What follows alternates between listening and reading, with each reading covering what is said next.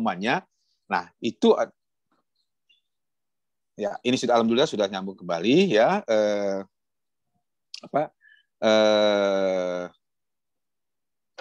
Kalau hukum tata negara apa yang menjadi rujukan atau pedoman di dalam hukum tata negaranya? Itu adalah bicara tentang undang-undang dasar. Itu kitabnya ya. Nah, kita lanjutkan ini ya. Jadi saya katakan asas bukan merupakan norma. Kenapa? Kalau dia masuk di dalam asas itu di dalam suatu undang-undang, itu bukan merupakan norma lagi, bukan merupakan asas lagi, dia sudah merupakan norma. Ya. Nah, yang harus ditaati, tetapi dia harus diikuti. Nah, jadi dasar, jadi grand design, ya dasar, ya dasar suatu peraturan hukum itu adalah norma. Nah, tolong admin lanjutkan slide berikutnya. Nah, tadi saya katakan objek asas HTN sebagaimana yang dipelajari dalam HTN, ya.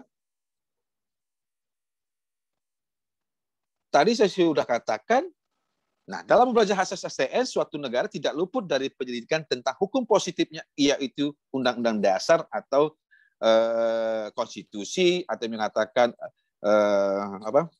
ground rights, ya.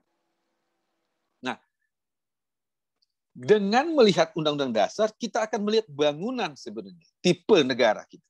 Ya, kalau kita sekarang ini bicara tentang hukum tata negara yang positif, artinya hukum yang berlaku di negara Indonesia, bukan hukum tata negara yang berlaku di luar, ya, hukum positifnya. Ini bicara hukum tata negaranya. Nah, dengan melihat undang-undang dasar suatu bangunan sebenarnya, ya,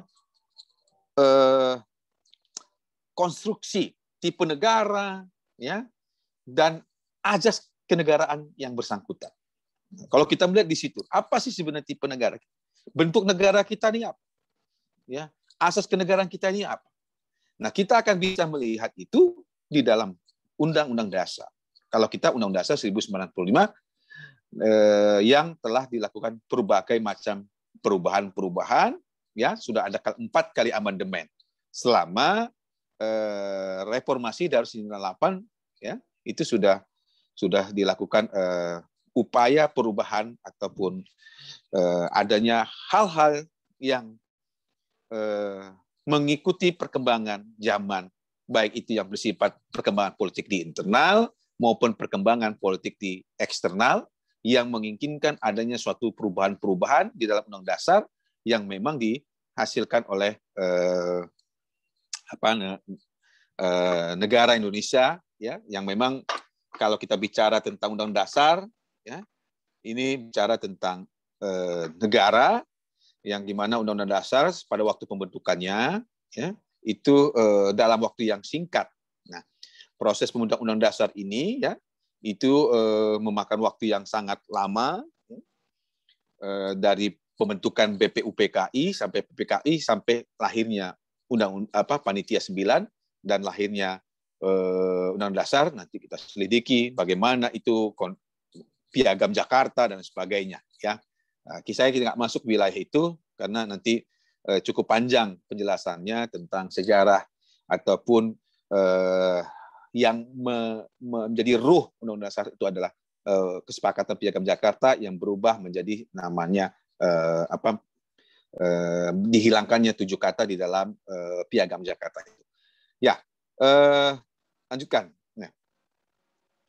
Nah, ini seorang sarjana, ya, Logeman itu bicara tentang Stadtrecht, ya, dan membedakan antara formil Staatsrechtmäßigkeit dan material Staatsrechtmäßigkeit.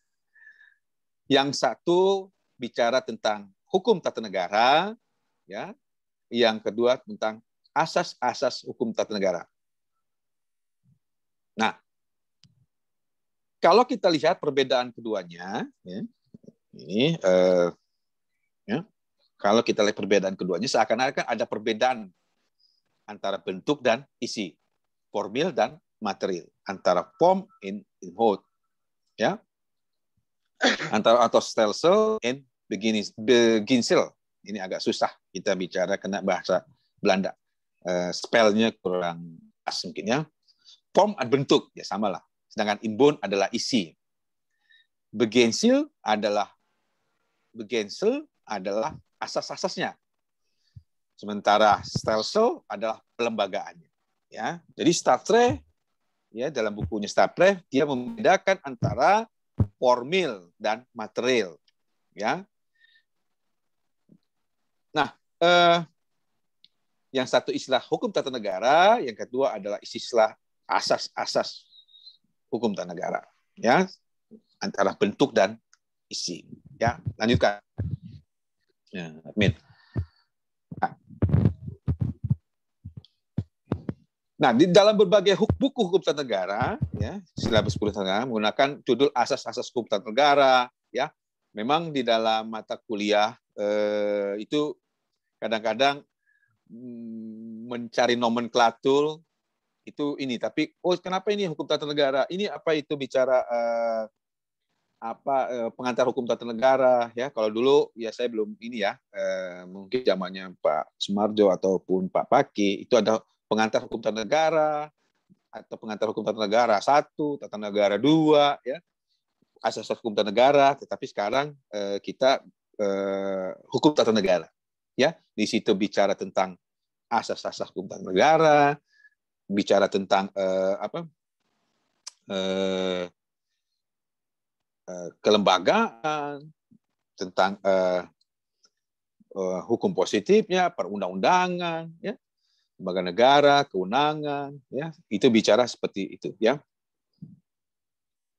Nah, kalau pengertian kata asas-asas berkaitan dengan isi, ya, inhoud atau material, yaitu aspek materi belakang dari hukum tata negara. Jadi kalau kita bicara aspek materialnya, ya.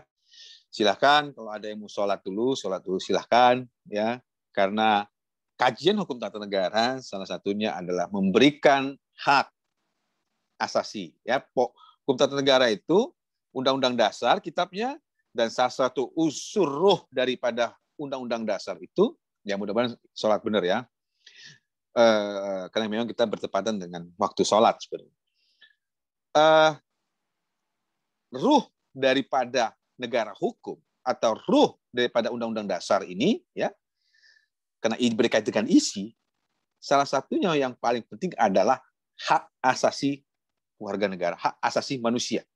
Nah, ketika rekan-rekan bicara tentang hukum, menggeluti tentang hukum, ataupun menjadi lawyer, menjadi penegak hukum dan sebagainya, adalah dalam rangka menegakkan hak asasi. Maka kalau kita bicara tentang hukum, bicara tentang peraturan, berarti kita bicara tentang hak asasi manusia ataupun hak asasi warga negara. Ya, kita melakukan pembelaan, kita melakukan semacam advokasi dan sebagainya, itu berarti kita dalam rangka menegakkan hak asasi manusia, dalam rangka menegakkan undang-undang dasar. Karena saya katakan tadi, ruh daripada undang-undang dasar itu adalah hak asasi manusia. Isi daripada asas-asas itu adalah hak asasi yang harus ditegakkan. Kenapa asas-asas penting? Karena hak asas ini merupakan pondasi asas ya, baik itu di hukum tata negara ya, maupun asas yang kalau di istilah asas lain itu menjadi pondasi, pegangan ya, yang merupakan yang selalu hidup ya, tidak mengalami perubahan. Asas itu tidak mengalami perubahan tapi selalu hidup selama perkembangan hidup daripada manusia. Maka ketika dia dimasukkan ke norma, maka turun derajatnya menjadi norma, bukan menjadi asas lagi, menjadi pondasi di dalam menjalankan, di dalam melaksanakan hukum tersebut. Ya, oke. Nah, lanjutkan. Nah, pokok-pokok ataupun pengantar ya, dia pada cakupannya sangat luas ya. Walaupun kalau bicara pokok-pokok atau pengantar berarti hal-hal yang sangat besar saja, garis besar ya, hanya sifat introduction ya, hanya pengantar, belum masuk kepada hal-hal yang pokok. Nah, tetapi kita bicara tentang asas-asas, maka kita akan bicara tentang hal-hal yang pokok yang diperbincangkan atau yang pelajari, yang akan didiskusikan ataupun yang akan menjadi topik ya, topik kita di dalam proses menyelidiki atau mempelajari hukum tata negara. Ya, ini yang dimaksud asas. Jadi Anda nggak bicara lagi di S2 itu tentang apa hukum tata negara sebenarnya, apa itu definisi-definisi, tetapi sudah menyangkut hal-hal yang sangat fundamental, hal-hal yang sangat esensial di dalam hukum tata negara itu sendiri. Ya, banyak yang mengatakan juga hukum tata negara, bagaimana hubungan tata negara dengan ilmu politik, bagaimana hukum negara dengan ilmu negara, bagaimana hukum negara dengan ini sekali ya, apalagi hukum tata negara itu tadi saya katakan ya, sekaligus berdekatan dengan hukum administrasi negara, berkaitan juga dengan yang namanya ilmu politik. Karena hukum tata negara itu berdiri di atas dua kaki, politik dan yang namanya hukum. Ya. Tetapi seharusnya hukum itu lebih dikedepankan daripada politik. Tetapi dalam kenyataannya, hukum selalu tertinggal ataupun hukum selalu menjadi kendaraan politik. Ya, apalagi dalam kondisi yang bisa dikatakan ini adalah kondisi orang mengatakan kondisi COVID, kondisi luar biasa, kondisi darurat. Yang kalau kita tidak cermat, yang kalau kita tidak teliti, keadaan-keadaan ini bisa menimbulkan yang namanya penyalahgunaan kewenangan oleh negara dengan alasan-alasan yang sangat luar biasa. Ya, bisa menghentikan kebebasan berpendapat, bisa ini ya. Anda lihat ya, terlepas kita melihat kasus ya, maaf ini saya mencontohkan kasus, kalau Anda melihat nggak jauh-jauh sekarang kasus DJ Dinar Kandi. Nah, ya kalau Dinar Kandi pasti ketawa kita, ya udah ngebayang hal-hal yang aneh-aneh aja nih ya. Semangat ya, Pak. Iya, ya. Tapi kita lihat di situ dulu. Dinar Kandi ini dikenakan undang-undang pornografi. Enaknya di dunia kampus itu kebebasan berpendapat, kebebasan akademik itu dijaga. Ya, kita lihat, ya. Jangan kita menjustis, oh Dinar Kandi salah. Nah, Dinar Kandi ini salah satu bentuk protes. Nah, kritik karena kebijakan PPKM gitu. Ya, walaupun mungkin caranya dia tetap ya porno aksi. Porno aksi itu sengaja memberikan pertontonan supaya orang menonton, supaya ini dia ini ya, atau dia memang ada keinginan terus supaya ada keuntungan bagi dia. Ini protes. Nah, akhirnya apa? Banyak protes-protes masyarakat, ya kerumunan, protes segala macam. Ini kerumunan. Oh ini nggak bisa. Oh, ini alasan COVID. Ini alasan ini. Wah, kita juga aneh nih. Nah, maka itu negara ya nggak ada instrumen sebenarnya, punya instrumen ya menjalankan kewenangannya tadi itu. Apa? Undang-undang tentang kekarantina kesehatan gitu. Tapi undang-undang karantina kesehatan itu dalam hukum positif mengatakan gini, hukum positif ada hukum yang berlaku. Hukum yang berlaku saat ini. Pertanyaan kita, hukum karantina itu berlaku apa enggak? Oh berlaku Pak, sudah diundangkan. Tapi berlakunya dengan persyaratan, kondisional bersyarat. Artinya apa? Undang-undang itu berlaku, ada syaratnya, ada penetapannya. Nah, penetapannya ada kedaruratan kesehatan. Ya, sekarang kita nggak boleh kumpul, nggak boleh ini, ya. Padahal kita ingin menyatukan ini, harus bisa dibedakan yang pandemi, yang mana itu penyataan pendapat. Ya, kalau clear, karena alasan pandemi oke. Tapi kadang-kadang bukan dengan jadi gini, antara kebenaran dengan pembenaran. Nah, ini yang bedanya. Ini penting juga nih. Nah, kebenaran dan pembenaran. Kalau alasan itu apa ya? Kalau kita cari alasan itu artinya kita mencari pembenaran sebenarnya. Nah, itu yang perlu Anda. Orang hukum itu bahasa aja di masalah, ya, karena dia berakibat hukum. Nah, ya, kalau alasan, tapi kalau pertimbangan itu mencari kebenaran. Beda antara alasan atau pertimbangan. Oh, pertimbangannya ini COVID, ini akan menyebarkan ini. Nah, kalau alasan itu beda di dalam melihat konstruksi ini. Ya, kenapa saya bicara ini? Karena kita bicara esensi hukum tata negara. Yang tadi saya bilang, hukum tata negara kitabnya adalah Undang-Undang Dasar. Nah, ketika bicara Undang-Undang Dasar, kita bicara ruh daripada Undang-Undang Dasar, yaitu hak asasi manusia. Nah, ketika kita bicara hak asasi manusia, ketika bicara hukum, maka kita bicara tentang hak asasi manusia. Jadi Anda ini sebenarnya bicara hukum, masuk fakultas hukum, masuk magister hukum, ya. Kalau itu bergerak di dalam penegakan hukum, dalam rangka menegakkan hak asasi manusia, hak asasi Anda. Paham, begitu kan? Kenapa orang sekarang kan setiap bidang ilmu, ya, itu sangat tertarik, ya. Jadi hukum itu nggak tadi maka ada wacana kemarin. Kalau begitu harusnya hakim itu bukan hanya orang hukum aja, ya, gitu, ya. Harus ada orang ekonomi, harus ada orang teknik, harus ada pertanian, gitu kan. Sehingga ketika memutus sesuatu itu komprehensif, tidak sekacamata hukum ansih. Dari hukumnya berdasarkan pertimbangan ekonomi, pertimbangan politik, pertimbangan itu juga penting, ya.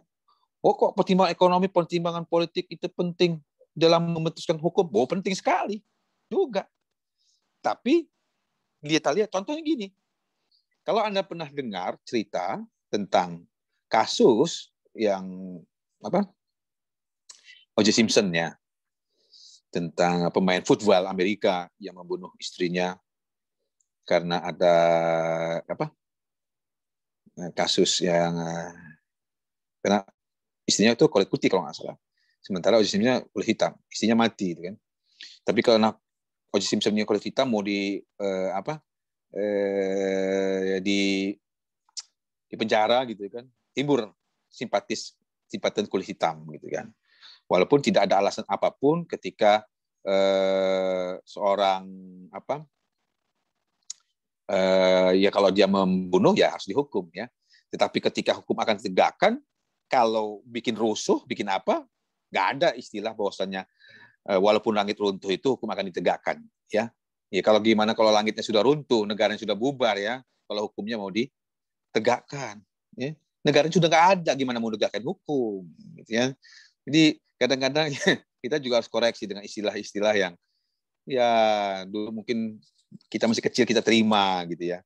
Dibodoh-bodohin dengan istilah-istilah yang ini. Ya, oke, kita lanjutkan. Kalau ada pertanyaan, ya, karena memang kita nggak bisa interaksi, ya. Karena kalau berinteraksi lebih enak kita melakukan perkuliahan muka, interaksinya, gitu, ya, lihat bahasa tubuh. Kalau di sini saya nggak bisa ngeliat ngeliat ini aja, gitu, ya.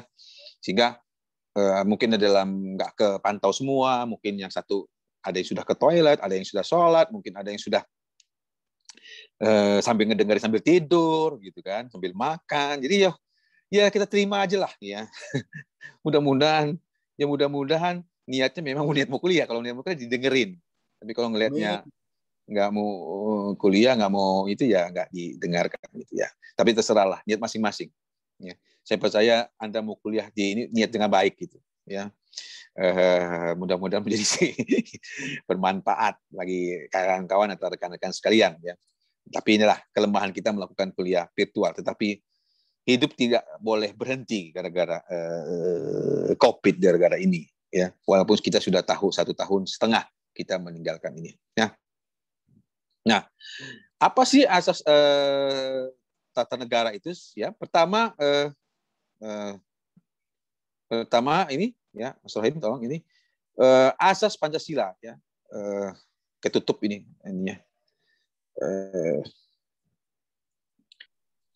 Ya itulah kelemahan daripada apa yang namanya kuliah virtual ini seperti ini. Ya. Ya. Nah, yang pertama asas hukum tata negara itu apa sih? Hal pokok Pancasila. Nah, kita bicara Pancasila nih sekarang. Sumber dari segala sumber hukum adalah Pancasila. Ada yang mengatakan Pancasila itu ideologi.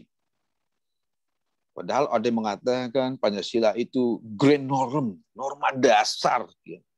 Pancasila ini adalah hasil kesepakatan atau kalimatun sahwa, ya, atau bisa dikatakan dia ini adalah ya perjanjian luhur. Wah. Jadi semacam memorandum of understanding para pendiri negara. Dia menjadikan azas yang sangat penting, ya paling penting. Ya. Apa? Ketika kita membangun negara ini, kita berbangsa dan bernegara ini, kita harus berdasarkan yang namanya Pancasila. Nah, pertanyaannya kadang-kadang, apakah kita sudah melaksanakan azas Pancasila itu dalam kehidupan bernegara, berbangsa, dan bermasyarakat? Ya. Kalau kita bicara gini, kalau Anda bicara tentang ideologi liberal, ya, itu diterapkan. Ideologi komunis diterapkan. Nah, kalau kita bertanya, Pancasila diterapkan nggak? Ideologi Pancasila itu diterapkan nggak? Pancasila itu kesepakatan bagaimana negara ini dijalankan, bagaimana negara ini didirikan, atau bagaimana hubungan negara dengan masyarakat, masyarakat dengan negara, masyarakat dengan masyarakat lain. Ya, kenapa perlu ada Pancasila? Ya, tidak ada suatu negara yang punya piagam ataupun kesepakatan yang sangat luhur ini. Ya, Indonesia punya penduduknya sekitar hampir 300 juta ya sekarang. Sukunya banyak, wilayahnya luas, ya. Adat istiadatnya banyak, bahasanya kalau Lampung aja banyak, gitu ya. Nah, Pancasila apa? Ya, jadi ketika kita berbangsa bernegara, kita tidak lepas dengan namanya ketuhanan yang Maha Esa. Nah, kita coba runtut ya. Kita bicara Pancasila, kita tidak lepas dari berbicara tentang pembukaan Undang-Undang Dasar 1945. Ya. Di dalam pembukaan itu jelas dikatakan negara kita ini lahir bukan karena suatu perjanjian, tapi atas kehendak rahmat Tuhan Yang Maha Esa, Allah Subhanahu wa taala di situ. Jadi kalau ditarik dalam teori pembentukan negara, kita itu ada teori ya negara bukan berasal dari perjanjian. Ya, tapi dibentuk atas kehendak Allah SWT atau Tuhan Yang Maha Esa. Maka kita mendasarkan diri kita yang pertama itu, yang mendasarinya adalah ketuhanan Yang Maha Esa. Kedua, kemanusiaan yang adil dan beradab. Kita tidak boleh dalam penyelenggaraan negara ini, terutama negara melakukan diskriminasi.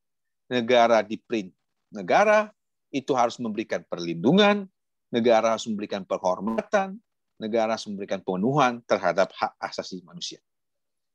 Ketiga adalah persatuan. Nah, persatuan ini diartikan bersatu dari hal yang berbeda-beda, menyatukan. Bukan suatu harus disamakan satu sukunya, harus disamakan harus nurut, ini bukan. Tetapi persatuan ini terdiri dari perbedaan-perbedaan. Dalam bentuk hukum sendiri tidak boleh hukum itu menyebabkan disintegrasi, perpecahan. Ya. Yang keempat, kerakyatan yang dipimpin oleh hikmat. Nah, ini sangat penting. Hikmat ini apa? Sebenarnya hikmat ini banyak yang mengatakan bijak, mengatakan ilmu, ya, Bijak itu kan berdasarkan dari ilmu. Kalau kita bicara bijak, ya, kerajaan yang dipimpin oleh hikmat dalam kebijaksanaan, pemusatan perwakilan. Negara ini dibuat atau didirikan oleh kewasan para pendiri bangsa. Bagaimana kelompok-kelompok Islam yang tadinya dimasukkan 7 kata di dalam Piagam Jakarta dihilangkan demi persatuan dan kesatuan, merupakan hal yang sangat wise, yang sangat bijak, karena dia berpikir ke depan, ya, negara ini dibangun, ya, atas kesepakatan, ya, bukan kayak sekarang misalnya, ya, membuat undang-undang, membuat ini asal semaunya sendiri, ya, yang penting bikin dulu, ya, akhirnya apa? Kata John Austin itu, hukum itu adalah perintah penguasa terhadap orang yang dikuasai. Ya, seharusnya hukum itu lahir dari ini. Ya, undang-undang itu dibuat berdasarkan wise, ilmu, bijak, bukan berdasarkan kepentingan kelompok, kepentingan oligarki, ya, yang menyebabkan kondisi yang seperti ini. Ya, nah, keadilan, puncak dari semuanya adalah keadilan. Ya. Nah, keadilan sosial. Kalau Anda nanti baca cari buku Yudi Latif tentang negara paripurna. Di situ kita lihat. Nah, walaupun ada seorang filsuf mengatakan Pancasila itu bukan asli gitu. Ya. Kalau kita bicara sila pertama itulah monoteisme. Kedua, humanisme. Ketiga, nasionalisme. Keempat, keadilan. Ya. Keempat adalah demokrasi, ya, ya, keadilan. Yang keempat adalah justice, ya. Kalau ketuhanan Esa ini, nasionalisme ini, ya, humanisme, jadi isme, ya. Kalau kita lihat memang di dalam perjalanan lahir Pancasila ini, ya, kesepakatan dari beberapa macam kelompok, ada yang aliran nasionalisme, ada aliran liberal, ada aliran agama, ada aliran komunis, ya, bercampur. Nah, ini kesepakatan. Nah, ini sangat merupakan pondasi, sangat merupakan asas daripada hukum tata negara. Bukan hanya asas hukum tata negara, tetapi asas semua hukum yang berlaku di Indonesia.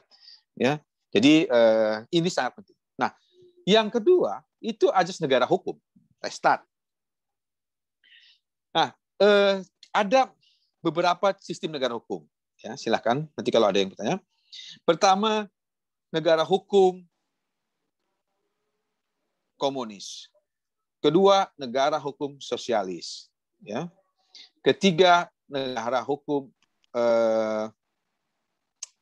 sosialis, agama. Ya. Jadi sistem negara hukum yang berkembang di negara-negara Eropa kontinental, sistem negara hukum yang berkembang di negara-negara Anglo-Saxon, sistem negara hukum yang berkembang di negara-negara agama, ya, sistem negara hukum yang berkembang di negara komunis, dan ada sistem negara hukum yaitu namanya sistem negara hukum Pancasila. Itulah yang sebenarnya sekarang ini di pasca sarjana strata 3 kita, S3 kita, itu ciri khasnya negara hukum Pancasila, hukum pengayoman. Ya, jadi negara hukum Pancasila, sistem negara hukum Pancasila. Nah, tadi saya katakan intinya adalah negara hukum. Kita mencari bukan negara hukum kapitalis atau Anglo-Saxon, Eropa kontinental, bukan negara hukum sosialis, bukan negara hukum agama, tetapi negara hukum kita dibangun adalah negara hukum yang berasal dari falsafah ataupun kesepakatan yang kita sepakati yang namanya negara Pancasila. Nah, ciri-ciri pertama apa? Cirinya apa negara hukum itu? Yang memuat tentang hubungan antar penguasa dan rakyat. Adanya pembagian kekuasaan, ya, adanya perlindungan terhadap hak asasi manusia, hak-hak kebebasan rakyat. Ini yang merupakan pondasi dari sifat negara hukum. Ya. Jadi bagaimana antara negara berhubungan dengan penguasa dengan rakyat, adanya pembagian kekuasaan, adanya hak-hak kebebasan rakyat atau hak asasi yang apa? Nah, salah satu yang terpenting dalam negara hukum adalah hak asas legalitas. Ya. Jadi asas legalitas tidak dikehendaki pejabat melakukan tindakan tanpa berdasarkan undang-undang yang berlaku. Jadi setiap penyelenggaraan negara, setiap keputusan negara di dalam berbangsa dan bernegara ini harus berdasarkan asas legalitas. Nah, kalau kita ketemukan pasal 1 Undang-Undang KUHP, Kitab Undang-Undang Hukum Pidana mengatakan tiada satu perbuatan yang dapat dipidana kalau hukumnya tidak ada. Ya. Kalau konteks agama pernah itu, ya nggak? Dulu orang miras ini bukan minyak dan beras ya, atau miras Santika kalau kata siapa? Kang Aji Oma Irama gitu kan. Apa miras Santika nih ya? Ya. Jadi miras itu bukan mie dan beras tapi miras keras, minum keras. Dulu nggak masalah itu orang minum keras, tetapi ketika sudah ada hukumnya bahwasanya itu haram, maka haram. Nah, begitu juga suatu perbuatan kalau perbuatan itu bukan di belum ada undang-undangnya, belum dikatakan suatu perbuatan melawan hukum atau perbuatan pidana. Jadi semuanya itu khas negara hukum. Nah, ini enggak. Kadang-kadang kita hukumnya enggak ada, yaudah ini asas legalitas yang penting ini ya. Jadi harus berdasarkan undang-undang, harus berdasarkan hukum yang berlaku. Nah, hukum itu adalah nilai-nilai yang berkembang di dalam masyarakat. Nah, nilai-nilai yang hidup di masyarakat, diformalitaskan, dinormatifkan di dalam suatu bentuk undang-undang, baik itu undang-undang, baik itu peraturan pemerintah, baik itu dalam ini, ya, dalam peraturan-peraturan yang lainnya, supaya bukan semau-maunya penguasa. Karena gua kuasa, ya gua laksanain gitu.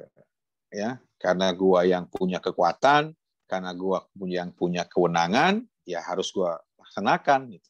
Inilah yang negara sewenang-wenang atau negara leviatan. Nah, ini yang perlu dipahami oleh kawan-kawan yang dengan kata lain, bahasa hukum negara hukum ada yang mengatakan the rule of law. Rule of law. Jadi berbuat berdasarkan hukum, bukan berdasarkan kepentingan. Not of women. Bukan karena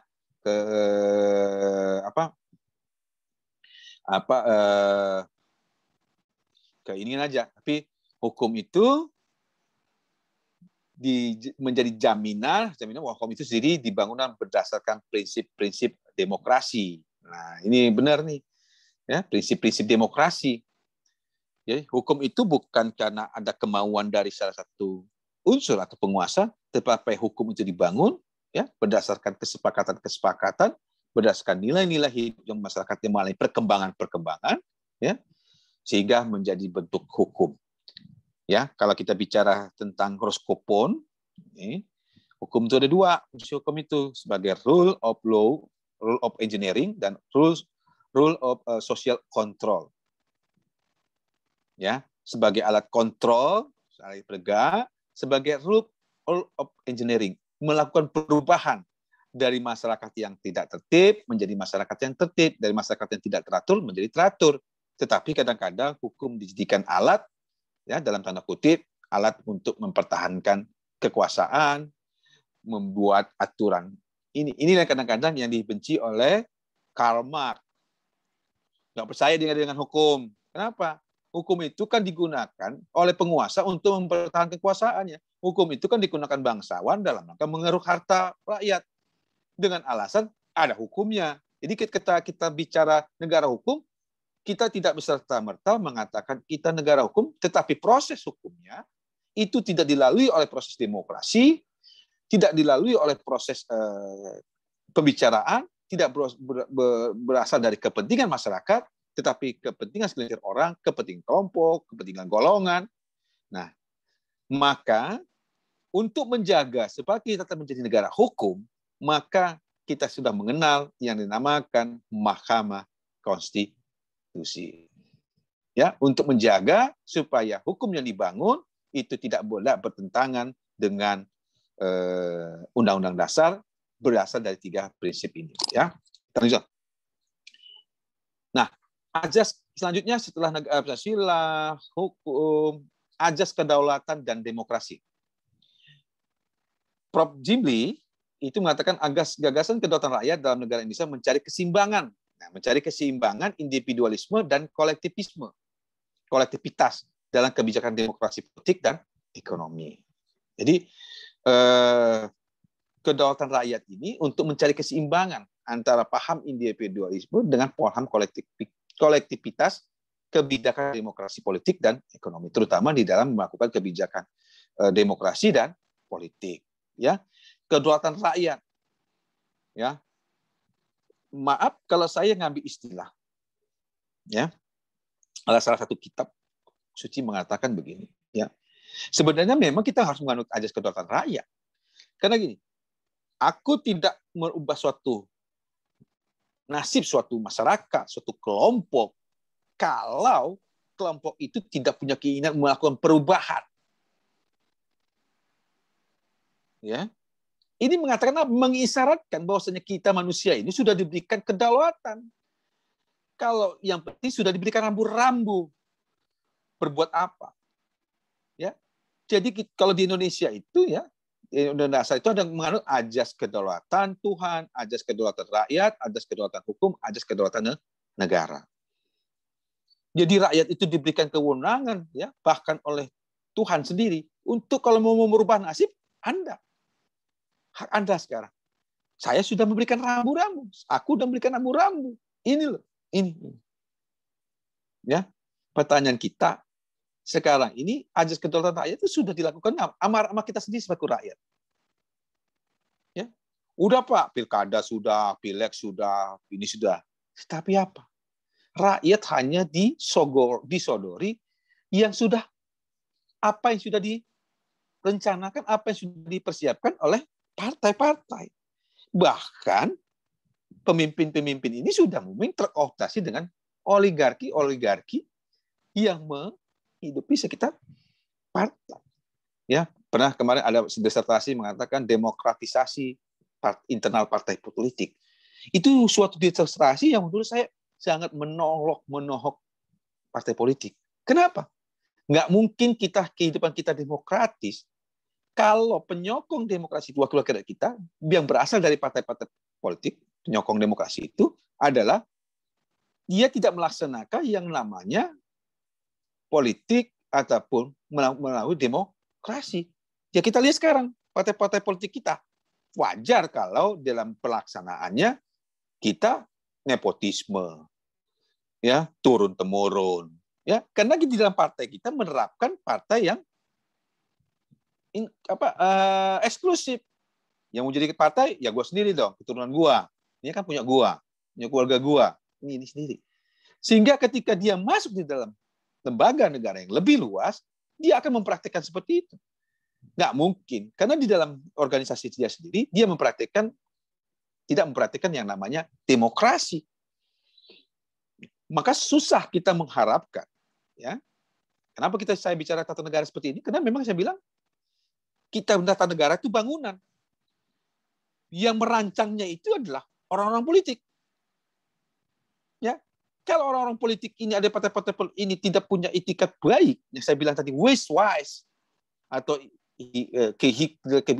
kehikmatan, ilmu, bukan berdasarkan nafsu kepentingan kelompok, golongan, dan sebagainya, maka akan hancur negara ini. Karena dibangun atas dasar kepentingan kelompok, kepentingan golongan. Ya. Nah, seperti sekarang ini. Pernah seorang profesor, kebetulan guru saya juga, ya, sudah 80 tahun, mantan ketua Mahkamah Agung, promotor kita, mengatakan begini. Dia menanyakan kepada bukan menanyakan, mungkin dia ketemu dalam satu risalah, ada semacam diskusi ataupun tanya jawab gitu ya. Kenapa di dalam Undang-Undang Dasar yang lama sebelum ada perubahan itu tidak dibatasi jabatan presiden? Ya, tetangga kan bicara organ. Ternyata ada pesan tersembunyi di situ. etika, etis, moral etik di konstitusi itu. Tidak ada pikiran para pendiri bangsa ini, kenapa tidak dibatasi presiden itu? Karena mereka berpikir suatu pemimpin atau ini presiden itu amanahnya besar, berat, tugas presiden itu berat, ya. Jadi tidak ada banyak keinginan orang menjadi presiden. Tetapi ternyata kita lupa bahwasanya manusia itu punya nafsu yang berkuasa besar, kan gitu. Ibaratnya kalau dikasih gunung yang satu mau gunung yang lain, mau dikasih ini, kita punya nafsu dalam kutip serakah itu tadi. Nah, kalau kita belajar di Amerika itu tidak ada sebenarnya pembatasan 2 periode, 3 periode. Ketika George Washington itu yang mau ketiga kali dicalonkan, dia pasti menang. Ya, dia mengatakan, jangan jadikan saya lebih besar dari Amerika. Cukup saya 2 kali saja. Maka semenjak itulah kebiasaan di Amerika itu bahkan dinormatifkan menjadi 2 periode. Ya, jadi sebenarnya moral itu, ya, ini bicara tentang organ, jabatan. Bagaimana, kenapa suatu undang-undang, suatu dasar itu dilihat filosofinya. Kenapa? Tidak ada maksud ataupun tidak harusnya ada tujuan, ya. Nggak mungkin. Kenapa presiden nggak dibatasi? Itu tadi ada moral di situ, ya. Kalau orang di Eropa, kalau dia nggak selesai nih penanganan COVID misalnya, dia mundur. Punya moral etik. Kalau kita kan nggak, saya kan diberhentiin sama ini, nggak berhenti sama presiden. Kalau siapa aja diberhentikan, tapi dia nggak berhasil. Nah, kita lupa membangun moral-moral itu, gitu, moral-moral etik seperti itu, ya, yang harus kita bangun dari mulai kita kecil, ya, dari bayi lahir, terus keluarga, lingkungan kita, sehingga kita tidak ini gitu, tidak hanya menyerahkan itu saja. Maka sekarang ini akhirnya apa? Kita ada komite etik, pelanggaran etik, yang pelanggaran etik akhirnya mecat orang, ya. Sebenarnya nggak perlu sebenarnya itu, ya. Kalau orang punya moral, kalau nggak berhasil, ya mundur. Kalau nggak ini, ya mundur. Ya. Nah, itu kalau sudah menjadi suatu kebiasaan itu, ya, mungkin sudah bagus kita itu, ya. Jadi kenapa sih dibatasi, ya? Kemarin salah satu bimbingan saya itu sangat bagus itu, tentang dia mencari alasan filosofis tentang kenapa sih jabatan hakim itu awalnya umur sekian, akhirnya harus umur sekian. Ya, sama seperti kawan saya yang kebetulan sekarang menjadi komisioner KPK. Dia menulis tentang disertasinya filosofi, dia menanyakan, kenapa sih dalam undang-undang ditentukan 10 tahun, 5 tahun, seumur hidup, dan sebagainya. Ini muncul seketika apa? Didasarkan filosofis. Hakim juga begitu. Mutusnya, oh ini 2,5 tahun, oh ini 2 tahun, oh ini bebas murni, PW, segala macam. Ya hanya kan itu pertimbangan itu yang harus ada dasar filosofinya. Kenapa muncul huruf angka 10 tahun, 20 tahun dalam undang-undang dasar, dalam undang-undang atau peraturan. Nggak mungkin muncul sendirinya, kan? Itu jadi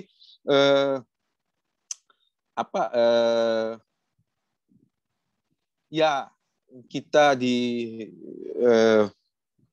kurang gitu di dalam mengedepankan moral etik kita. Nah, selain itu ajas lagi dalam tata negara, ajas pemisahan kekuasaan, check and balance.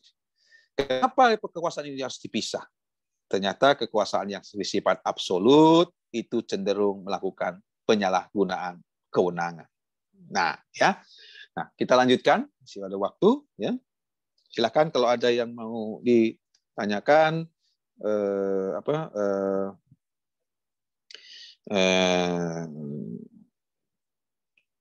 Ya, kebanyakan tidak bertanya, tetapi saya lihat dulu ada pertanyaan. Oh tidak ya, tapi lebih banyak kepada izin ke toilet. Ya, rupanya sama waktu Pak Dekan sangat menarik sehingga nahan kencing. Hati-hati ya. Nanti bukannya ini sakit kencing lagi ya. Jadi menyalahkan matrikulasi ya. Itu keenakan kita dalam ini ya izin ke toilet. Jadi belum apa-apa sudah stres kuliah ini ya. Banyak mau kencing terus, biasanya kan kalau mau kencing-kencing itu stres kuliahnya ya. Jangan stres ya, nanti meningkatkan imun, apalagi kalau stresnya buntu. Kalau buntu nambah stres lagi kita ya. Repot kita nih, apalagi negara ini lagi buntu ya. Jangan buntu-buntu. Jadi bawa happy aja ya. Jadi meningkatkan Nanya, imun Pak. juga. Ya, silakan. Kan dalam hukum kadang-kadang kan suatu misalkan kayak profesi nih, Pak. Nah, terkadang kan ada yang diberikan hak monopoli, Pak. Nah, kalau misalkan dulu di hukum kita kan satu ya organisasi yang tunjuk. Sekarang kan sudah banyak kan, Pak. Nah, kadang kalau sekarang juga muncul masalah yang sama kayak saya kan dari akuntan, Pak. Nah, kan diberikan hak monopoli juga. Akuntan publik itu diberikan hak monopoli oleh Undang-Undang Akuntan Publik. Nah, monopolinya sembari siapa? monopolinya itu menyatakan bahwa satu organisasi tunggal gitu, Pak. Bahwa yang memberikan rekomendasi izin akuntan publik itu adalah satu organisasi tunggal, tapi tidak disebutkan organisasinya. Iya. Nah, jadi pasal itu merujuk pada organisasi yang sudah ada, gitu dulunya. Nah, pada berjalannya organisasi ini ternyata menggunakan hak itu kontraproduktif, Pak. Gitu. Nah, apakah masyarakat bisa nggak, Pak? Kan ada undang-undang nih. Kalau undang-undang kan tidak kasarnya kan tidak bisa dilawan begitu saja kan, Pak. Gitu. Organisasinya merasa menang gitu, merasa kuat karena dia berpegang pada undang-undang, diperkuat oleh PMK turunannya gitu, yang mengacu pada undang-undang. Nah, ini bagaimana kita mensiasati, Pak? Kadang kita di publik melihat kontraproduktifnya sangat tinggi. Misalkan penambahan jumlah profesi dengan meninggal dengan yang bertambah itu jauh gitu, Pak. Gitu. Nah, ini gimana mensiasatinya? Ini kan terkait dengan ini juga, Pak. Ya, salah satu tadi saya katakan salah satu yang ruh daripada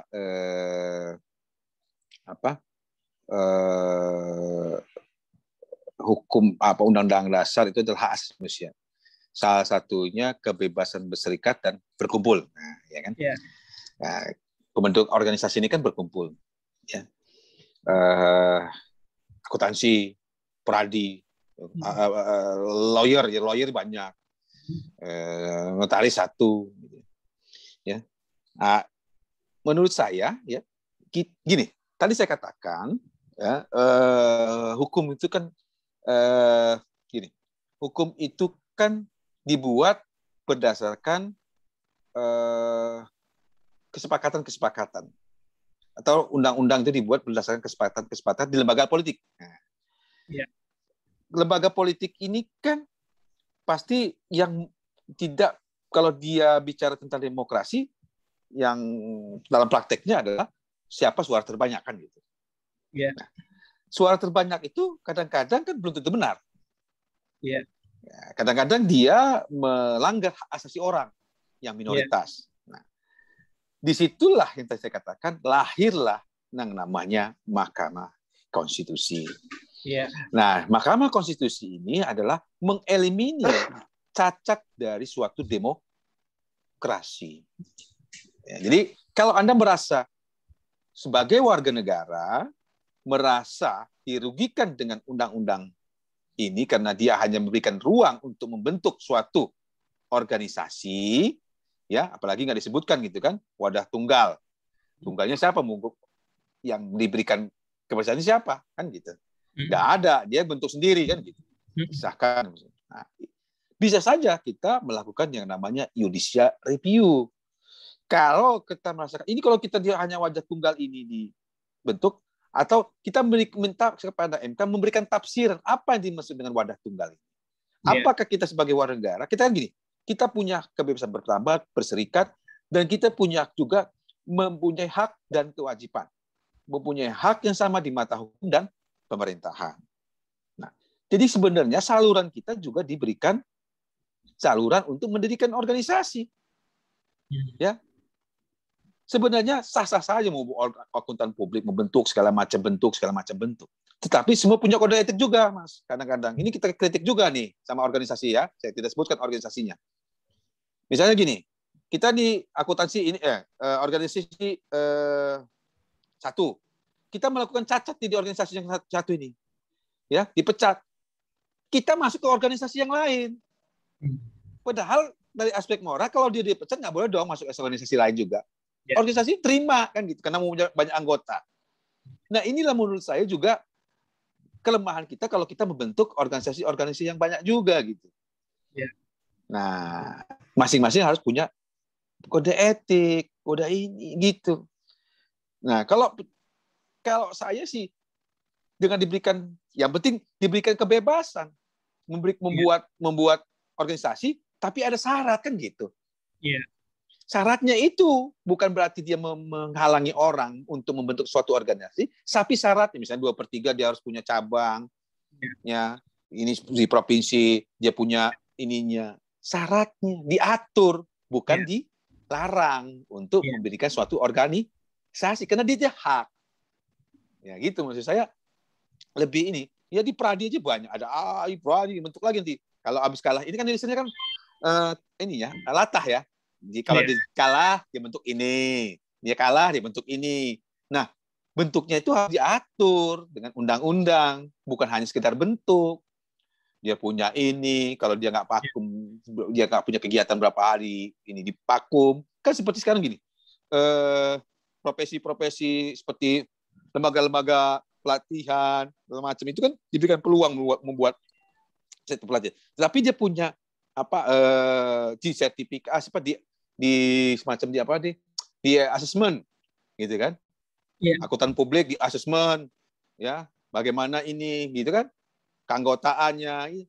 Kalau gitu dibubarkan kan gitu ya. Bisa seperti itu. Kalau memang kita merasa dirugikan kita melakukan judicial review ya. Boleh nggak sih Pak undang-undang? Jadi pertama kali undang-undangnya keluar itu kan pernah di GR kan Pak. Nah, cuman di GR waktu itu pasal terkait hukum pidananya Pak. Jadi ada hukum pidananya itu dirasa terlalu berat gitu. Nah, akhirnya kan GR itu ditolak kan Pak sama MK. Boleh nggak Pak sih undang-undang yang sama di GR kembali tapi pasalnya boleh. tidak? Boleh, pasalnya beda. Ya. Kita harus bisa menunjukkan gini Pak, kalau kami kan tidak terkait kepada pasal hukuman. Bisa. Hukuman itu kalau tidak bersalah ya tidak akan kena hukum gitu ya kan. Iya. Kalau kami dari yang akuntan muda itu melihat bahwa pasal tunggal itu digunakan oleh organisasi untuk membuat sebuah aturan-aturan yang mempersulit tumbuhnya akuntan baru, Pak. Iya, saya paham itu. Ya, sehingga yang paling lucu itu kita lagi nunggu bahwa ada peraturan asosiasi baru. Di sana ditunjukin Pak kalau menjadi anggota mereka tidak boleh menjadi anggota organisasi sejenis. Nah ini kan udah bertentangan nih dengan hak berserikat dengan organisasi. Iya. Nah kita lagi menunggu itu disahkan. Kalau itu sudah menunggu disahkan ada benturan undang-undang nih. Iya. Undang-undang bahwa kebebasan berserikat dan berkumpul dalam berorganisasi itu. Iya. Nah kita menunggu itu. Iya. Nah kalau kita misalnya begini, kalau kita setelah 3 tahun kita data antara yang meninggal, Pak, yang meninggal dengan pertumbuhannya itu jauh gitu. Iya. Kalau ini begitu kan tidak bagus aja, untuk masa depan, untuk masa depan profesi nggak bagus gitu. Nah ini yang mau kita coba tunggal itu ternyata tidak bagus gitu. Nah itu Pak. Iya. Sebenarnya di satu sisi ada kelemahan, ada kelebihan ya. Membentuk organisasi itu kan dalam rangka melindungi profesi kita. Kalau kita berprofesi sesuai dengan pekerjaan kita dilindungi dong, gitu kan. Itulah seluruh bentuk. Sebenarnya kita minta undang-undang itu bukan organisasi itu undang-undang memberikan protek kita kalau kita melakukan kegiatan dengan etiket baik kan gitu. Ya. Nah, bukan memang dalam kenyataan memang profesi tunggal ini kadang-kadang ya, waduh ini kalau dilulusin diterima semua jadi anggota akuntan segala macam ini bicara rezeki nih kan gitu. Jadi itu yang kadang-kadang ini gitu ya. Itu yang kejelekan sebenarnya masuk dibentuk wadah organisasi itu dalam rangka memprotek, bukan menghalangi orang untuk menjadi akuntan, tapi memprotek pekerjaan profesional kita kerja, ya, itu jangan terjadi kriminalisasi, jangan panggil, karena kita bekerja dengan itikat baik kan gitu. Itu filosofinya sebenarnya gitu. Bukan dia harus membentuk wadah tunggal, terus dia harus anggotanya harus nggak bisa banyak. Kalau rezeki mah, bicara rezeki mah ya kita bicaranya ya itu yang di atas, takdir yang di atas kan gitu. Tapi karena itu dipersulit supaya anggotanya ini biar ininya ini ya, maka kan di dalam undang-undang juga kan, kayak saya misalnya kemarin juga, kalau sudah angkutan publik kedua ini sudah dipakai, besok nggak boleh lagi pakai angkutan publik. Dan susah itu.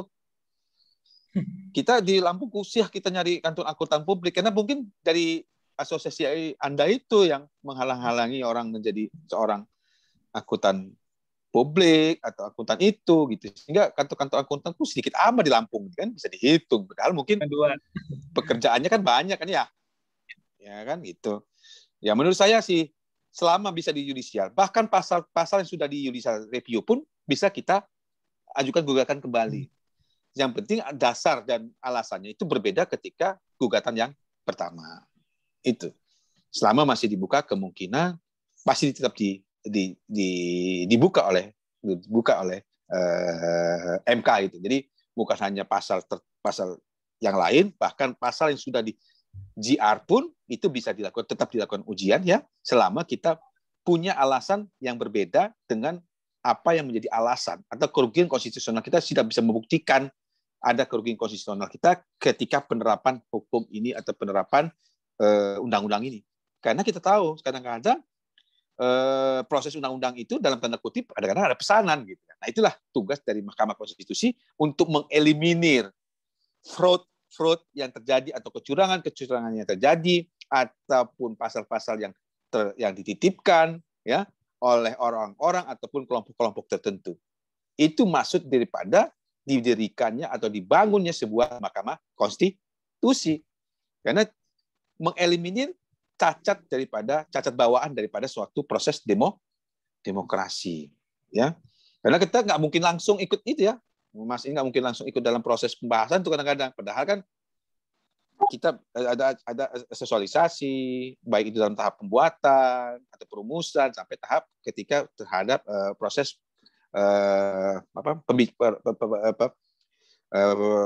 diskusi atau perancangan daripada pembahasan daripada suatu produk hukum atau suatu produk undang-undang. Itu yang dikedepankan sebenarnya ya. Ada lagi? Terima kasih Pak. Ya. Jadi angkutan publik ya? Iya. Udah jadi belum? Udah Pak. Udah ya. Di kantor angkutan publik mana? Saya di Bintaro, Pak, Jakarta. Oh, kok ngambil di Lampung? Iya, kebetulan saya ngambil S3 di Unila juga. Oh, di FEB. Hah? Di FEB, Pak. Di FEB ya? Oh iya nih. Bahaya nih kalau orang akuntansi sudah kuliah hukum nih. Ya, hati-hati orang hukum, dia punya ilmu double. Ya kebetulan saya juga besok ujian nih. Ujian dengan masih belajar juga nih manajemen risiko. Ya, akuntan itu suatu profesi yang sangat menarik gitu. Apalagi kalau akuntan publik sudah ikut hukum nih, tahu dia, udah tahu prod mau ini lagi dia, ya. Lebih komprehensif. Ya, selamat bergabung, Mas. Siapa namanya? Saya Hidayat, Pak. Hidayat ya. Oh, kantor akuntansinya di Bintaro. Bintaro ya. Ya maaf. Ikut dari punya sendiri atau ikut bareng-bareng? Bareng-bareng. PwC? Bukan Pak, bangun sendiri bareng kawan-kawan. Alumni S1-nya di? Trisakti saya Pak. Oh, tapi ngambil di Lampung. Oh, orang Lampung mungkin ya di sini. 12 3 ya di sini ya. Akuntansi ya. Sangat ini ya. Saya belajar ini kalau kita akuntansi ini. Pernah ikut ini juga saya internal audit gitu. Di KIA. Nah, KIA tapi nggak ini ya, belum lanjut ke tingkat 2 maupun tingkat ininya, tapi yang spesifik dengan internal auditnya gitu. Terus saya Kalau udah bicara akuntansi, ulang lagi kita. Ini lagi ya. Selamat Mas ya. Terima kasih Pak. Gabung di ini. Jadi itu. Jadi bicara kadang-kadang gini Mas. Kalau Anda pernah lihat Teten Mas Duki, Anda pernah lihat, pernah dengar yang namanya adalah ya, rata-rata ke orang ini paham benar hukum. Saya kira dia orang hukum. Gue taunya sarjananya bukan sarjana ini ya. Kalau nggak salah Teten Mas Duki itu guru apa ya dari FKIP gitu. Terus masuk dulu Hedardi juga bukan sarjana hukum. Tapi karena kalau kita istilahkan dulu namanya pokrol bambu. Orang pokrol bambu itu tidak lebih hebat itu dari orang sarjana hukum gitu. Ya, hati-hati ya. Karena mereka tahu sekali. Karena itu tadi hukum itu diidentikan dengan undang-undang. Kalau kita belajar hukum itu bukan belajar undang-undang, tapi belajar di balik hukum itu apa. Gitu ya. Nah, Oke. Izin Pak Budi. Ya. Bisa bertanya? Ya, silakan. Siapa nih? Ya, perkenalkan saya Dharma, Pak. Dharma. Saya tadi dari Mas Hidayat tadi apa namanya? Ini juga apa namanya monopoli. Akuntansi juga? Enggak, saya kebetulan sarjana teknik dari teknik industri, Pak. Wah, itu di mana instansi ininya? Saya kebetulan bekerja di PLN Distribusi Lampung, Pak. Oh, iya nih. Sebagai humas. Selamat ya, Mas. Mantan itu Amir Muiz jadi ini. Ini udah bercabang-cabang ini, Pak. Jadi ini pertanyaannya adalah kayak ini yang sudah terjadi di PLN. Ini saya menyikapi kantor nih, menyikapi pekerjaan. Ya. Jadi apa-apa, Mas. Ada tugas-tugas, ada hak-hak negara, hak-hak warga negara yang dilindungi melalui undang-undang, yaitu salah satunya adalah memperoleh listrik lah satunya. Ya. Seperti cuman ada satu kendala di PLN, daerah-daerah yang memang kayak terisolir di daerah-daerah register. Nah, ini ada aturan-aturan juga yang berlaku tidak memperbolehkannya jaringan listrik masuk ke dalam daerah register. Tapi ada tugas yang diemban oleh PLN untuk melistriki seluruh warga negara Indonesia. Jadi ini sebenarnya kalau saya menyikapi kok tidak ada produk hukum, intinya gini, ada kok produk hukum yang kontradiksi dengan produk hukum lainnya gitu. Jadi tidak sinkron Pak ya, tidak harmonis. Jadi kalau bicara seperti itu, hak-hak warga negara yang berada di dalam register itu masih banyak. Saya sebut saja di daerah Mesuji.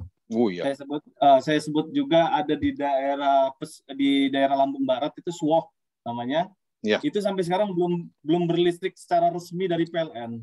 Jadi ini bagaimana apakah memang begini membuat aturan atau produk hukum sehingga yang kalau saya sebut adalah silo-silo. Jadi ada kepentingan salah satu bidang dengan bidang lain enggak kolaborasi gitu. Seperti itu, Pak. Ya. Bagusnya itu bikin tesis nanti. Tesisnya bagus tuh tentang. Saya nambahin Pak kasusnya Pak Dharma, Pak. Ya. Kebetulan saya Hidayat, Pak. Kebetulan saya jadi konsultan pembangkit, Pak. Nah, kasusnya itu pembangkit nggak boleh jual keluar, Pak. Jualnya harus ke PLN. Harganya ditentukan PLN. Nah, padahal kalau dijual keluar bisa lebih menguntungkan mungkin, dan kedua lebih cepat Pak harusnya. Nah, ini mungkin tadi nyambung dengan Pak Dharma tadi bahwa kadang-kadang monopoli ini Pak membuat justru masyarakat tidak diuntungkan gitu.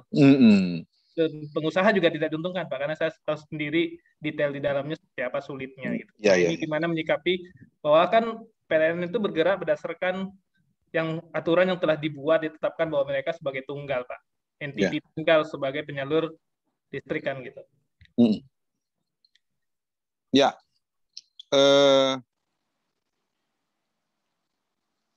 kalau kita bicara hukum, tadi saya bicarakan hak asasi manusia. Kalau bicara hak asasi manusia, kita bicara ruh daripada Undang-Undang Dasar. Nah, salah satu hak masyarakat itu ya utama dalam perlakuan yang sama, kan begitu. Termasuk memperoleh listrik kan gitu. Tetapi ada sebagian daerah-daerah kita, masyarakat di daerah masyarakat kita yang tidak bisa teraliri listrik karena ada aturan yang melarang. Seperti daerah-daerah register itu tidak boleh dialiri oleh listrik gitu ya, karena ada masyarakat di situ. Nah, persoalannya adalah kalau saya lihat seperti ini, ya, kita di sini cuma suji itu, bukan hanya sekolah itu. Rumah bukan hanya listrik, sekolah didirikan, ini kan gitu. Nah, memang kelemahan kita adalah pertama itu adalah terjadi proses pembiaran. Ya, masyarakat kita dibiarkan ya, tinggal di register, tinggal di ini gitu ya. Karena mungkin dia tergerus daripada nggak ada tempat lain selain di register itu kan gitu. Ini juga kita harus lihat seperti itu.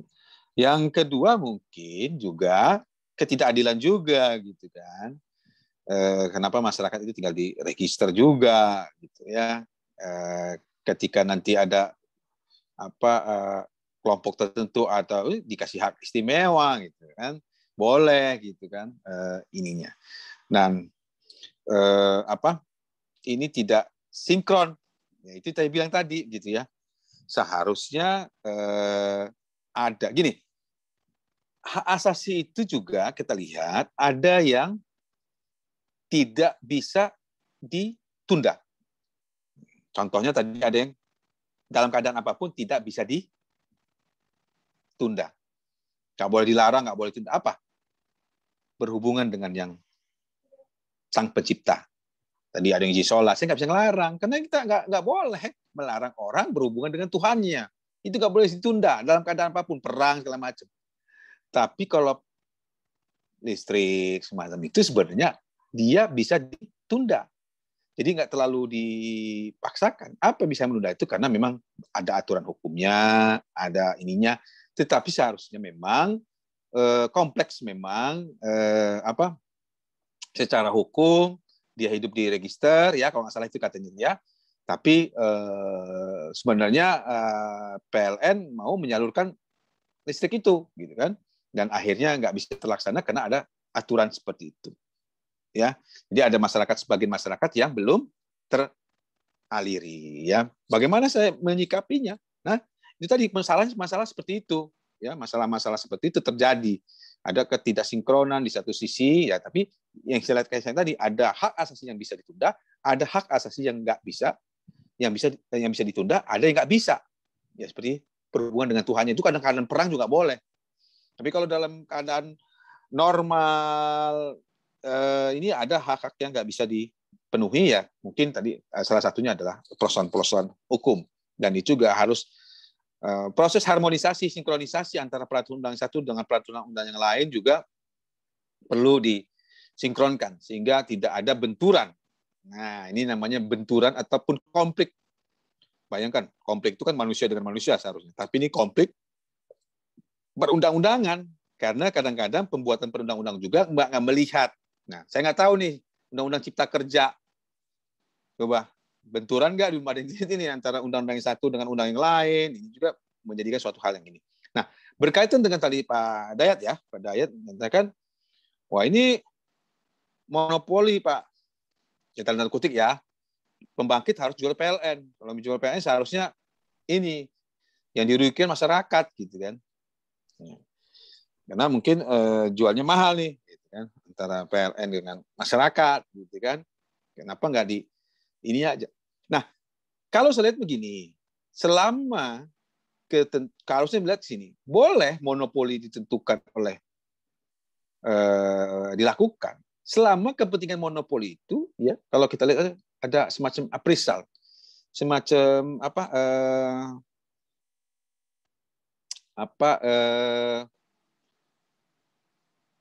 pengecualian lah ya, semacam kalau sudah ini ya, kalau misalnya akhirnya kan masyarakat setuju juga nih, misalnya, maaf ini ya, mengatakan perusahaan lilin negara nih kalau mati-mati terus, kenapa sih nggak diswastakan saja? Ada juga nih masyarakat nggak monopoli PLN, tapi itu oleh, maksudnya ada swasta juga yang ini dengan PLN aja. Ya nggak? Tapi kita nggak bisa juga kan, Undang-Undang Dasar kita, bumi, air, dan kain alam yang ini dipergunakan, dikuasai oleh negara dan dipergunakan sebagai untuk kemakmuran rakyat. Kenapa? Jadi ada alasan kalau ditawar ke PLN ternyata lebih mahal, atau dari pembangkit lebih murah gitu ya. Maksudnya dijual ke tempat pihak lain. Cuman karena harus ada BUMN yang memonopoli listrik, dikatakan memonopoli dalam kaitan titik listrik, tanda kutip ya. Nah, jadi tidak ada persaingan harga. Ya. Sebenarnya kita lihat harusnya kalau itu persaingan harga itu ternyata merugikan masyarakat, tidak ada persaingan harga itu merugikan masyarakat, ya. Saya sepakat sih sebenarnya. Kadang-kadang kita sepakat juga, biar ada swasta juga gitu kan. Biar ada kompetisi gitu kan. Ada semacam kompetitor supaya PLN juga berbenah gitu ya. Jangan rugi terus gitu ya. Nah, rugi terus kayak saya, kapan untungnya? Enggak rugi, ya? Pak. 2 tahun ini enggak rugi, Pak. Oh iya, bagus lah. Kalau apa saya salah informasi karena PLN rugi terus, apa yang mana? Enggak rugi ya. Alhamdulillah kalau enggak rugi. Tapi mudah-mudahan nggak mati lampu terus kita juga ya sekarang ya, Mas. Nah, ini yang perlu ini menurut saya. Apalagi sekarang ada komisi persaingan usaha kan gitu. Contoh dulu masalah tiket, masalah itu kan sudah ada muncul juga kan gitu. Ya. Kadang-kadang kita melihat kalau itu dilepas ke pasar ada persaingan yang sehat gitu. Nah, pemerintah itu seharusnya menjadi regulator gitu. Ya, artinya selama itu memberikan kemakmuran kepada rakyat, memberikan harga yang murah pada rakyat, ya silakan aja gitu diadakan, jangan di PLN monopoli ya. Kadang-kadang mungkin lebih ya, contoh sekarang gini lah, telekomunikasi kan? Pak, contohnya Pak, telekomunikasi. Iya, telekomunikasi sehingga harga juga masyarakat kan lihat kan murah gitu. Nah, makanya kalau nggak diberikan kepada karena kalau ada kompetitor itu biasanya survival kita juga kuat gitu kan ya. Kalau nggak ada kompetitor itu aman-aman aja, masyarakat juga kan akan lari ke gua, nggak listriknya, sehingga meningkatkan pelayanan juga kan gitu. Itu kan harus di ini ya, alhamdulillah sih untung terus ya 2 tahun ini ya. Koreksi Pak Budi. Ya. Jadi kalau ngomong nggak ada kompetitor, PLN itu sudah punya kompetitor.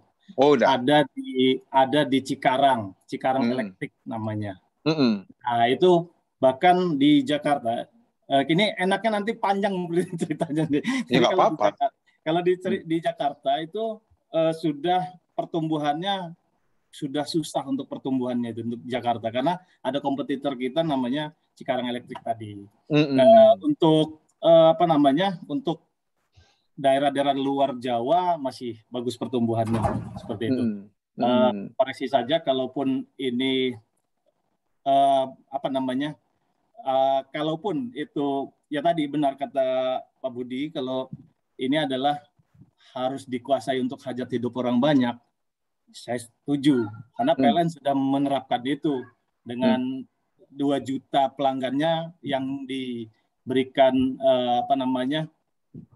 untuk COVID ini, stimulus COVID, udah berjalan 1,5 tahun. Jadi jadi bukan berarti tidak ada kompetitor ya. Mungkin saya kurang informasi kalau nggak ada kompetitor. Jadi katanya nanti kita kayaknya disambung sambil ngopi nih. Oh iya, kalau PPKM ini sudah agak reda ya. Karena tadi kan bicara tentang dia harus jual ke PLN. Kenapa ada ketentuan seperti itu kan? Nah, maksud saya nggak masalah kejual ke PLN, tapi ada filosofinya gitu. Kenapa sih kita harus jual ke PLN? Ya, ada tujuan yang ingin dicapai aturan itu. Itu maksud saya. Ya. Jadi nggak semerta-merta jual ini untuk menguntungkan kelompok tertentu, walaupun itu negara sifatnya, gitu. Tapi mematikan masyarakat kan gitu. Kebijakan pemerintah itu bukan hanya menguntungkan negara, menguntungkan masyarakat, tapi jangan mematikan usaha juga masyarakat kan gitu. Karena setiap negara, setiap masyarakat itu diberikan peluang untuk berduduk bersamaan di muka hukum. Jadi gitu. Jadi memang ada ruang dan batas waktu yang kita ditempatkan di sini tidak memungkinkan kita berbicara lebih banyak. Nah, waktu juga kita yang dibatasi ya. Mudah-mudahan nanti Pak Dayat, Pak siapa lagi yang lain-lainnya bisa berdiskusi. Ini banyak nih. Jadi gitu. Itulah kemenangan Anda sekalian. Nanti udah masuk, ini menjadi bahan Anda untuk menjadi sebuah makalah, bahkan ditingkatkan sebagai sebuah tesis ini.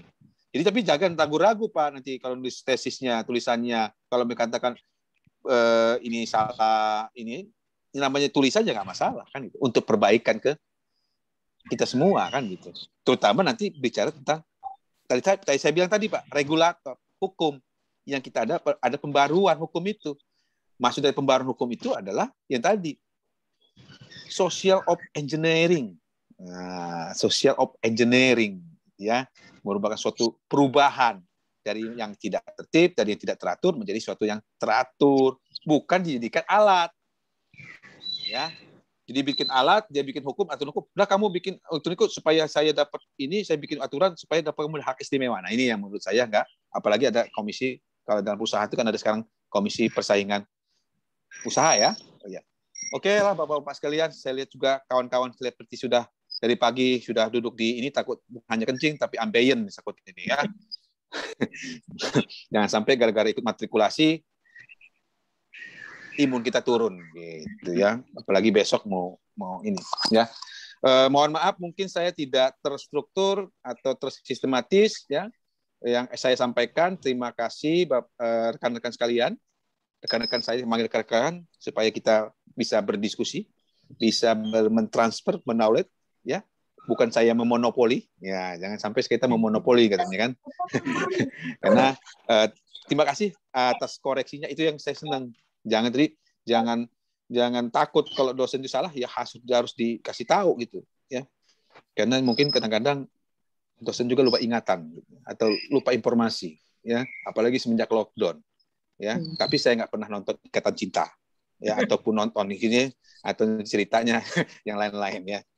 Saya nonton YouTube aja, tapi nggak nonton yang ini. Saya cuma sekali-sekali aja nonton, ya selingan aja ya, untuk supaya meningkatkan imun ya segala macam. Baiklah, selamat bergabung. Mudah-mudahan rekan-rekan apa yang saya sampaikan bisa menjadi motivasi, bisa menjadi ya omongan-omongan inilah ya, kita diskusi, dan saya siap melakukan diskusi dengan kawan-kawan rekan-rekan sekalian, terutama dengan kasus-kasus aktual yang mungkin saya juga bisa dapat informasi dari kawan-kawan, sehingga proses belajar ataupun proses kita belajar dan mengajar ini bisa berjalan dengan baik walaupun kita dibatasi oleh COVID.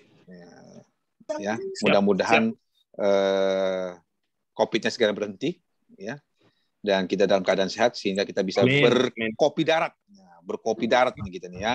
Amin. Di dalam proses perkuliahan kita ini ya. Saya udah kangen bener untuk kuliah tatap muka ini. Ya, bosan juga. Ditunggu ya. Jadwalnya. Iya. Jangan-jangan nanti tua di lockdown kita. Tua di Zoom, Pak. Tua di Zoom ya. Belum ininya, nanti salah transfer ilmu, temu di jalan saya nggak tahu murid saya. Itu ya. Pak. Takutnya itu yang kadang-kadang ya. Kawan saya, mahasiswa saya ya kalau saya nggak kepantau sama kawan-kawan ini mukanya yang mana. Tapi terima kasih atas partisipasinya, atas atensinya ya. Mudah-mudahan apa yang saya sampaikan bisa bermanfaat bagi kita semua. Mohon maaf, saya akhiri perkuliahan kita hari ini dan mudah-mudahan kita bisa berjumpa di kampus kita, ya. Jangan sampai selesai fakultas magister hukum nggak pernah lihat kampus. Nah, ini yang menjadi masalahnya. Ngakunya Unila tapi nggak pernah lihat kampus. Kampusnya di mana? Gedung apa? Nggak tahu. Ya, jangan sampai lah. Oh ya, Pak Marjo, itu yang bisa saya sampaikan. Saya mohon izin pamit, Pak Marjo. Ya. Terima kasih atas ruang dan waktunya. Saya akhiri. Wassalamualaikum warahmatullahi wabarakatuh. Waalaikumsalam warahmatullahi wabarakatuh. Terima kasih Pak ya. Terima kasih Pak. Luar biasa saudara, Mas Pak Budi sudah menyampaikan begitu luar biasa materi hari ini. 4 sesi sudah selesai. Nampaknya memang semangat semua ini karena ini waktunya sudah melewati hampir 20 menit. Tetapi begini, adik-adik sekalian,